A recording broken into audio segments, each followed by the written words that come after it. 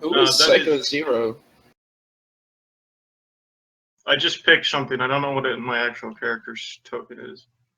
Who is Psycho Zero? Me? What? Oh, well, not cleared a lot of things up. What are you playing? I'm playing a sorcerer today. Oh, okay. I remember him now. John, what are you playing? A monk. And Griff, what are you doing? A brewer. Children. Backline or frontline? Backline. Okay. Alright, y'all ready to go? I'm still filling in a few things, but I can RP until. Yeah, I'll figure out my feet between now and then. Y'all ready for this? Dun, dun, dun, dun, dun, dun, dun. Dun, dun, dun, dun. Yeah, sure. Yeah, we're ready for this. Alright, after the wicked failure of Serpent's Ridge, we now find ourselves in somewhere else. Do as if by magic. Magic. Yes, we find ourselves now at Blackwald Point, a village on the outskirts of the Braemar Protectorate, a territory in the northeastern part of the Caldera. Obstinately a part of Ulad. It holds the line against threats from the Great Desert, holds the Great Desert at bay. It's a very Machiavellian place, the Baymar Protectorate. Its ruler is very strange, less seen. Her family is relatively unknown, but at the same time, they've been granted great powers by the Ulad government. Yes, Blackwald Point is a walled settlement closer to the Great Desert than the rest of the Baymar Protectorate.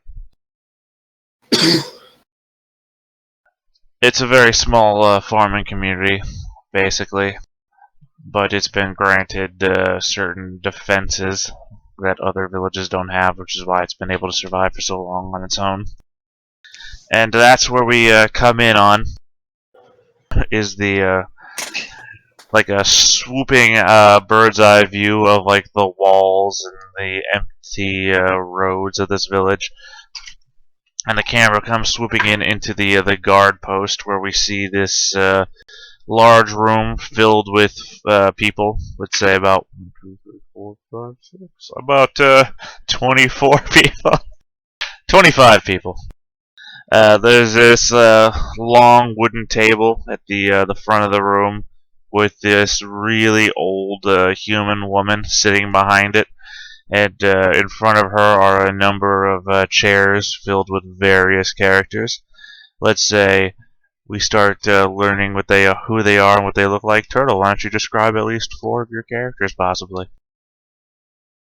I can do all of them, yeah. Alright, going in order how they appear on the sheet, bottom to top, I have Sir Arthur Onmund. I shall introduce thee to the hero of this tale. Verily I pray you sit and listen to our noble crusader. He is a human life cleric who is a little too pious. He's a little less on the pray for devotion and peace, and a little more on the it is not my lot in life to judge who is guilty. That is God's lot. It is my lot to send you to God. And then I've got Captain Killian Jones, Tiefling Rogue, also a pirate. She is kind of free-willed and free-spirited and a bit of a kleptomaniac. And then I have Thomas Spellbinder, the half-elf paladin who believes that everything he shoots is gold and glitter, and he can do no wrong. And then I have Olivia Faywild, who I would give you a voice for her, but she's not going to be talking, as she is religiously mute. She is a druid who took the studying of nature so that she could better understand the beasts and how they work, and hoping to incorporate those kind of things into society at large. Cool. I like that. So it's almost like I gave thought to all my characters. Alright, quote. How about you describe as many as you can? I only have one. And more or less, it's a man's voice, a man who has traveled the world, attempting to do good. Once tasked with a glorious goal from the heavens, he immediately failed it to pursue to do better good, in his opinion, which was to protect everyone and everything from just complete asshole destruction. So he stopped ransacking a village only to fail his quest because he didn't do it fast enough. Now he just travels the world, stopping as much as he can as a fallen Asmir. That's all. Doesn't much care who he has to stop as long as destruction stopped him. Alright. Griffin, as many as you can. Today there's only Isidore Sandfang, the local brewer. He dresses rather plainly and talks rather excessively about his product and what he's going to do for the town to brew up a new batch or two. As far as anyone's aware, he's rather estranged from his family and doesn't talk a whole lot about his actual skills at magic. Though while on guard duty, he does try to indicate that he is a last resort, more than anything.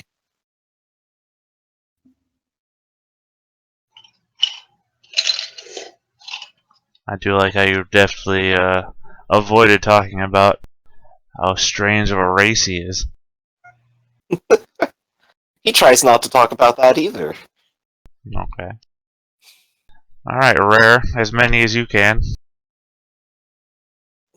All right, I'm a high elf, and I come from the land over the ocean. I am a coward. A coward. Automatic. I fail. Versus fear effects. I am 5'5". No, yeah, short, a very, very short high elf.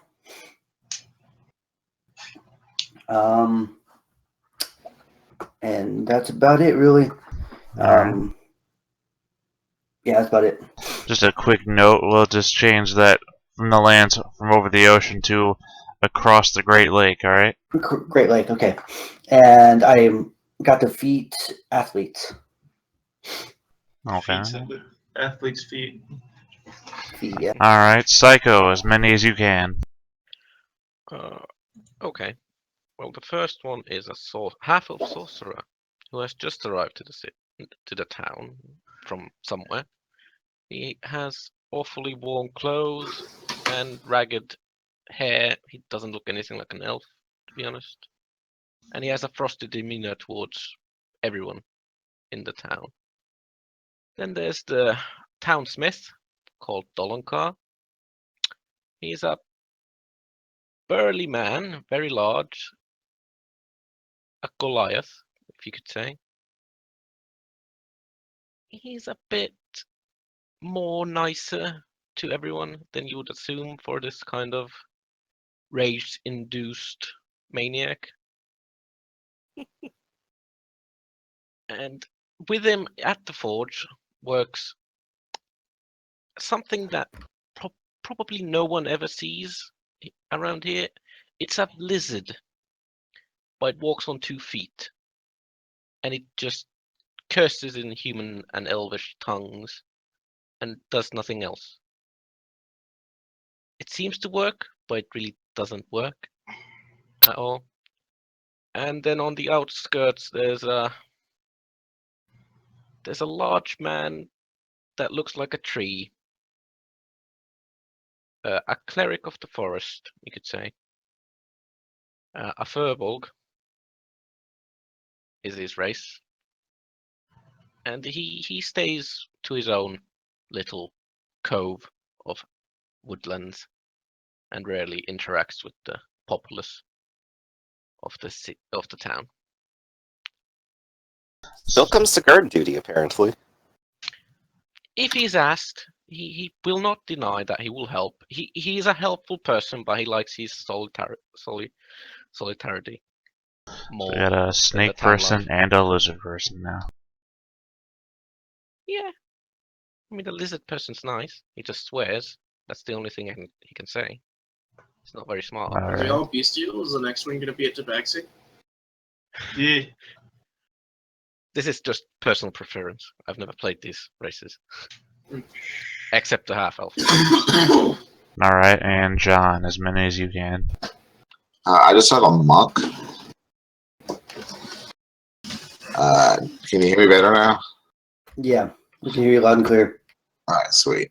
I have a monk who is named Wu.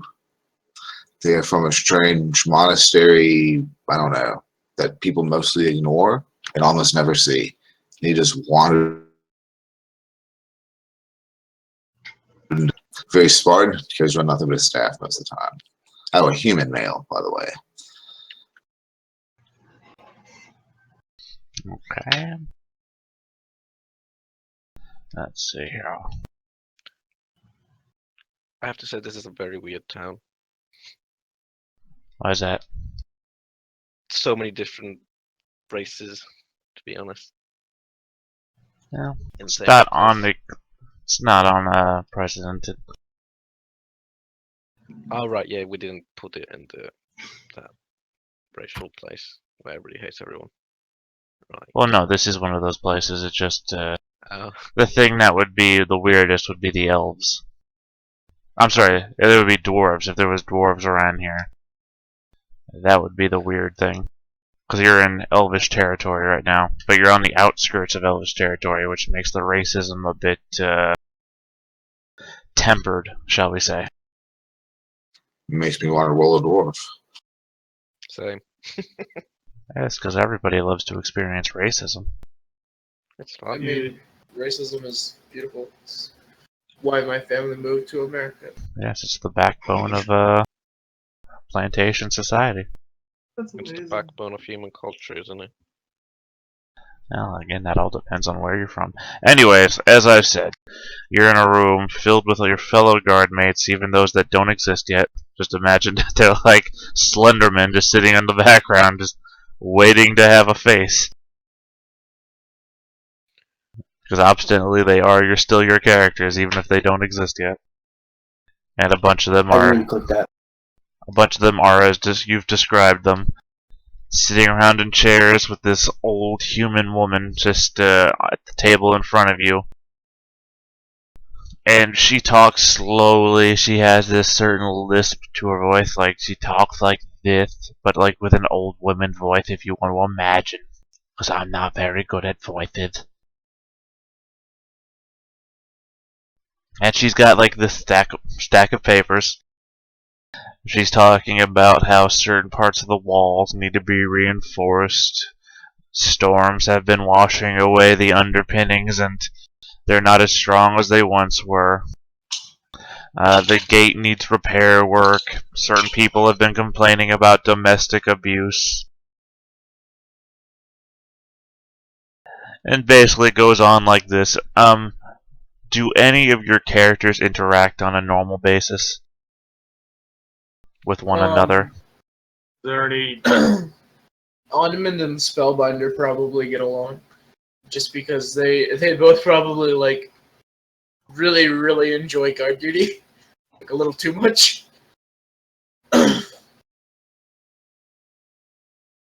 Isidore definitely makes an attempt to be friendly to people, but I guess it's up to them if they're friendly back. I'm probably okay with people who like to defend and men of the cloth. Anybody of the cloth.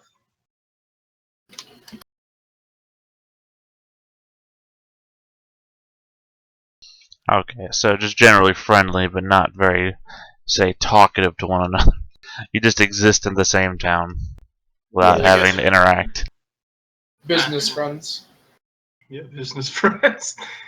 Probably just haven't any need to talk. So I assume this just looks like the beginning of any police academy movie where y'all are just looking super serious. Maybe there's one or two of you that are like a jokester bunch, but otherwise, serious, quiet, sitting in your seats, paying attention to what's being told to you. Except for Griff's character, who's apparently talking about what he's brewing. Have you tried our summer brew? I offer him herbs. Rurik offers him herbs. Because that's his thing. I've got to find selection. I was thinking of adding a little bit of mint this time. No, don't put mint. Mint is bad. And he offers you some weird leaves. What do you have here? No, I don't know anything about botany, so I'll have to Google shit. I've given you all random leaf. I think it's poison ivy. Yeah, okay, let's go with that. It's poison ivy. I found it in the You forest. just happen to have it in your pocket. Yeah. Oh no. Hand you some leaves, scratching his hands against his pants all the time. I don't think those are good for you. I eat the leaf. No, it tastes fine. I used to eat these all the time when I lived in the other place. That might explain why your neck is so red and swollen. Oh no, it's just the weather. And he starts to stare at the wall. Whoa. Who amongst you has the highest perception, by the way? Olivia Fairwell. Are you playing Olivia? He's 11. I got 13 passive. No, I think I'm gonna take Arthur. His passive is 14. I think I'm sitting on 18 because I took observant. Yeah. Olivia has 20 because she took observant. It's a You lot. just change from 14 to 20 all of a sudden? No. I'm playing Arthur. I was just saying it. Oh, okay, so Arthur's is 14. Yeah. Yeah, I just went into the thing really quick, gave myself an extra 6. Alright, well then, I guess Wu would be the first to hear this. From somewhere off in the distance, from outside the building, you barely hear this whisper of, open the gates! My character suddenly stands up and says, hush, hush. Loudly. What was that all about? Shh. Do we hear anything else when people aren't listening? I mean, a couple of, maybe 10, 20 seconds later, you hear it again. Open the gates! Is it screaming or is someone like sitting in? It sounds outside- distant. Well, it sounds distant because you are in a building separated possibly by any number of items between you and whatever the voice is coming from.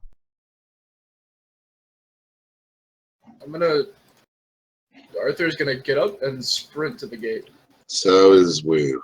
wherever the fuck the gate is. Why are we leaving? Where is everybody going? Cause shit's going down at the gate. Let's go.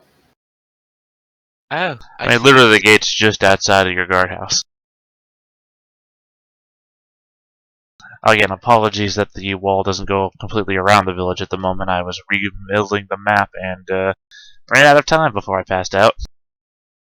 Don't worry. So, the wall does go completely around the village. Just, I need to redo it. Isidore steps outside as well, just to see what's going on. Oh, I didn't put down my character token. Is my character in the same building as these people? Yeah, you're all guards. You're on a guard meeting. Let me just throw that down real quick. Yeah, looking out of the gate, which is somewhat more of like a moving portcullis. It just doesn't go up and down like a portcullis does, because you can see through it and everything. You can see past the trees. There's a hill with Hold on a sec. Let me just double check. There's a hill with 4 figures standing on top of it with their backs turned to you. And from around the corner, you can see the top of a wagon with a guy, a human male, standing on top of the wagon, waving his arms towards the town, shouting, "Open the gates!"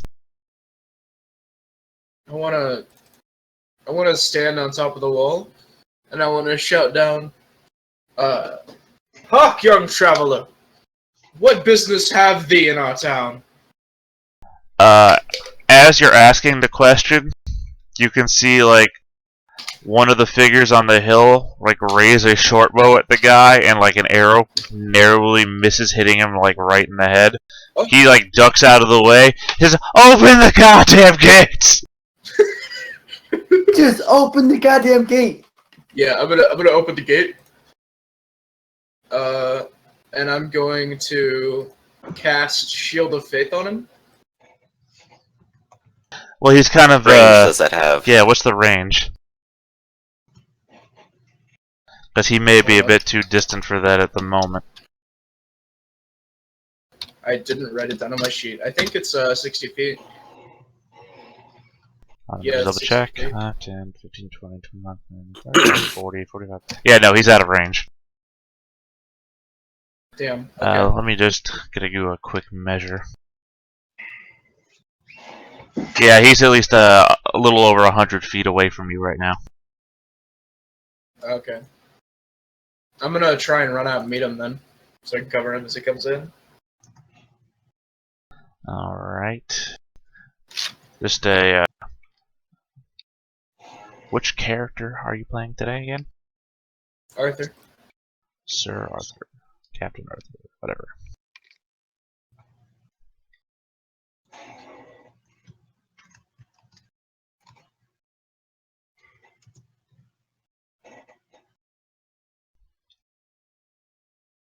Alright. I'm assuming I've done this right to split the party. You are on a different map, right? I am. Okay. You dragged my name. I've dragged your name. What do you mean? At the bottom left corner, you see where we all have those character portraits? You drag my portrait onto the map you want me on. No, I did. Didn't I? Yeah. Yeah, Yeah, okay. yeah. That's what I'm saying. I'm just making sure I've done it right. Because like when you did it on your Wednesday game, it was the first time I've ever seen that done. I was like, whoa. Look that shit up. But yeah, you guys see Sir Arthur run out past the... well, I guess you see Sir Arthur jump up onto the wall, shout something out, jump over the other side of the wall. What are you guys gonna do?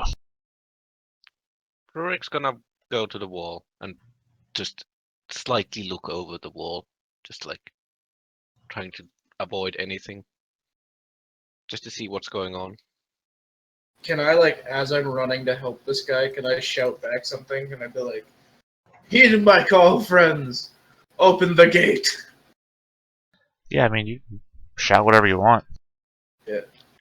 Open the gate. I need to be able to get back in when I'm done. Okay, I go over to open the gate. Or at least try to. I mean, it's a pretty big thing. It's gonna take you a couple of turns to open the gate. Like, 1, 2, 3...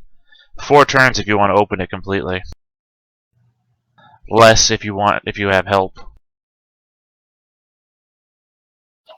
I'll help him at first, but I'm not that strong. I'm not very strong either. After it's open a bit, though, I can slide under it.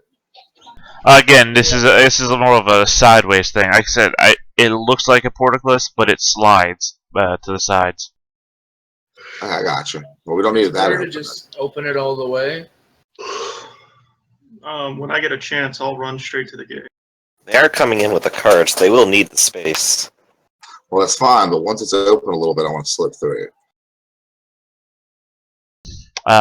Sir Arthur, what you see as you walk, or as you run out, is that the cart isn't actually moving at the moment. There is a figure standing in front of the horses that are pulling the cart, and he's got like a weapon drawn, and he's flashing it in such a way that the horses are rearing back in fear, so they're not pressing forwards. But the fact that they're what do you call it? They're connected to the cart in such a way that they can't run away the way that they would want to, so they're kind of stuck themselves. How far is this man with the sword? Well, if you're inside the gate still, a little over, well, about 100 feet, give or take. Okay.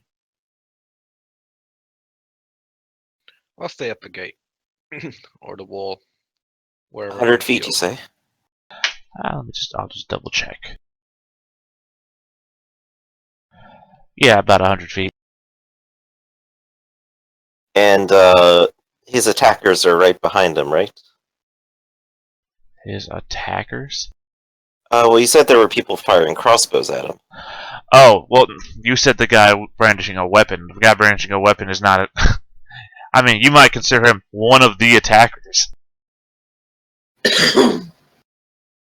If you were to put things into the concept of us and them, he's definitely one of them. This might help more with the visual aid.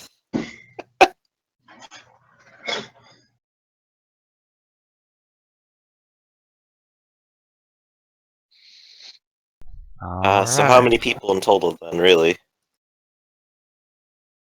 Too many. No, 5 total. Okay. Does the guy on the cart look like he's going to make it safely at this rate? That's a good question.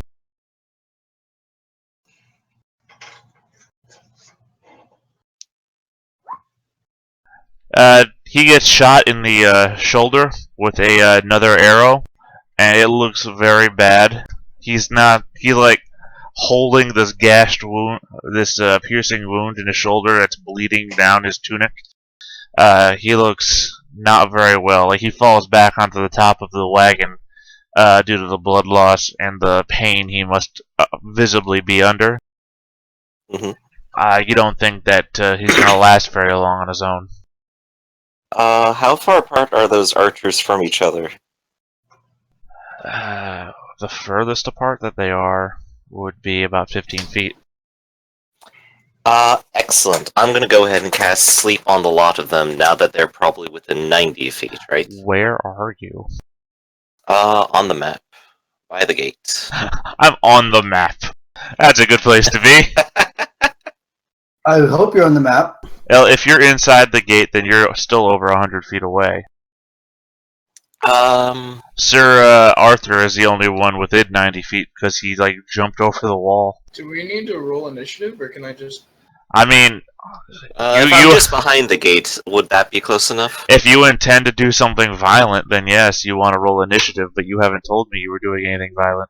For all I know, you were going to run up there and talk to them. I wanted to run up